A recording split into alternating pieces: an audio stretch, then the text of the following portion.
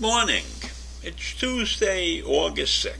And this morning I'm going to talk about Donald Trump. And I avoid trying to talk about Donald Trump many, many times.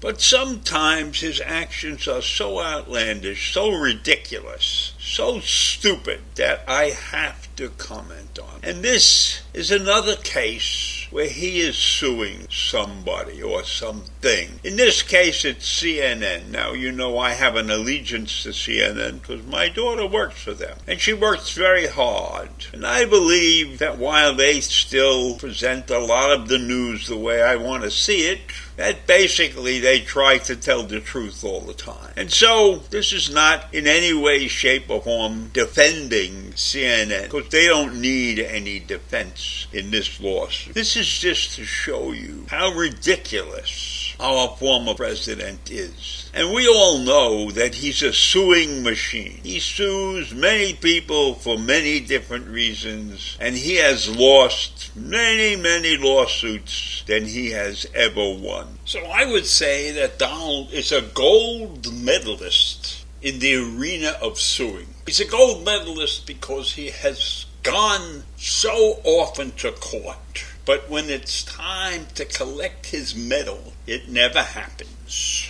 So based upon that, I am guessing that when the letter came to CNN with his notice of intent to file a defamation lawsuit over its claims that he has lied about the 2020 election, I believe that the CNN attorneys probably laughed quietly to themselves. Maybe one or two of them even laughed so hard, so very hard, that they had to get to the bathroom before they wet themselves, So in any event, the substance of his lawsuit declares that he is not lying.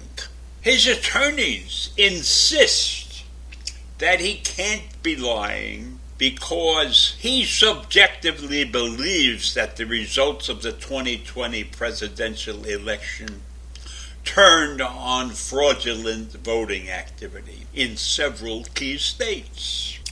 So I think that they are saying that if you believe something, you're not lying. How ridiculous is that? His attorneys claim that to tell a lie means that you know that something is not true, but you go ahead and you say it anyhow. So in Trump's mind, according to his attorneys, he did not know that what he was saying was untrue. He honestly believed that there was fraud, and so it wasn't a lie. But don't you have to have a scintilla of proof? And we saw in 60 cases that went to court, and they were thrown out, that there was no fraud in the election. The attorneys also claimed there had to be an intent to deceive a person or a group of people or the nation in order for this to be considered a lie.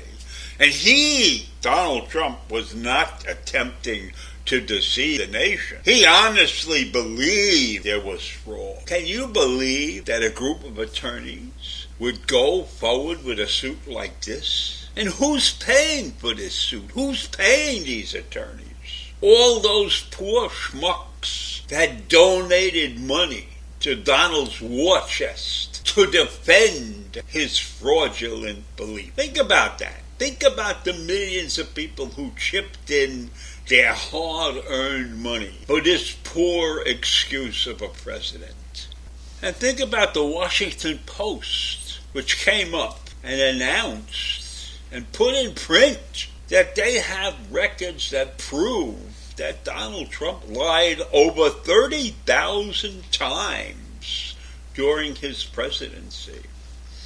Now, they didn't call it lies. That's my word. But we will call it something like stretching the truth or not presenting the facts as actually happened. Now, if he had such a strong case about fraud, why was he on the telephone with Ben Raffensperger asking for something like 11,870 votes to be cast in his favor so that he could win the state of Georgia? Are those the actions of an honest man? somebody who can be believed? And this is not the first lawsuit that he has brought against CNN. CNN wrote an opinion piece arguing that he should be prosecuted for asking help from Russia during the 2016 campaign. And when the judge got the lawsuit, he deposited in the circular file. And he also sued the New York Times over an opinion piece alleging that his campaign had a tacit deal with the Russian government. And he lost that suit too. So he has not been a victorious suer. He's been a loser many more times than a winner. But that's his nature, you know? That is his nature. And his nature has helped put this country on the wrong track. So I want to leave you with this question. Based upon this man's behavior, how can so many in this country still follow him? A man with no scruples, no great ideals, no great intellect. How does he manage to hold so many in his orbit? I leave you with that this morning. It's very distressing. Have a great day. Bye.